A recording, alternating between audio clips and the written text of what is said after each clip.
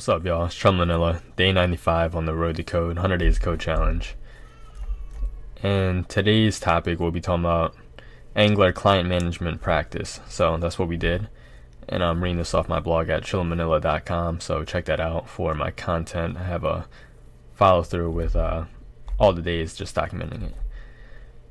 So previous blog, we installed and set up Angular. And today, we'll be doing practice with Angular and code an app.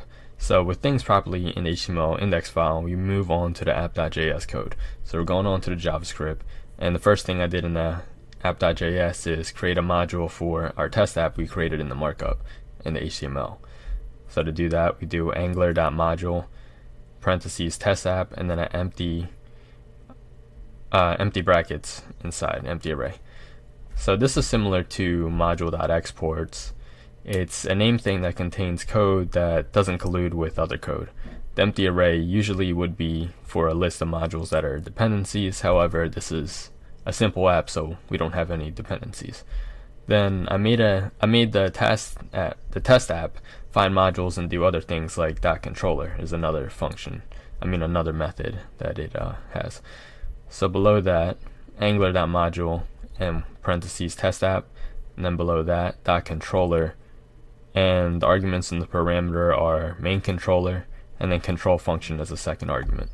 This new code adds a controller of this name to this module to this app and executes this function.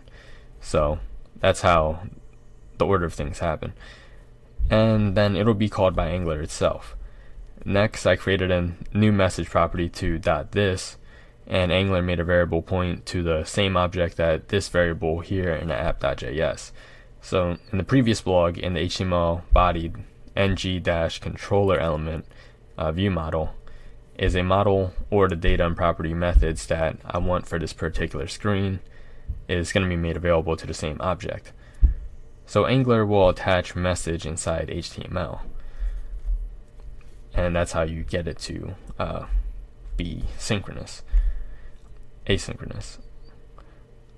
For the Angular message to reach inside of the HTML message, I created a double set of curly braces with vm.message.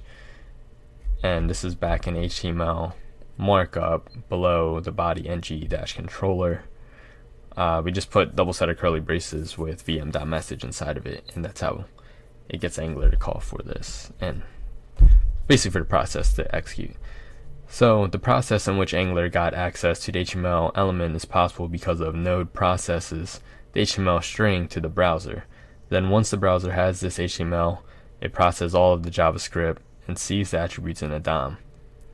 It's going to find those same things in the JavaScript code where Angular is expecting them to be set up. Then it'll see this property on the object, and it's going to see those curly braces in the DOM, and it'll know that it means to replace this with the value that is actually on the variable. And all that happens because of all this code that we just executed, which is pretty cool. And that's pretty much the conclusion for today, day 95. Getting into Angular, getting into the mean stack. It's exciting stuff.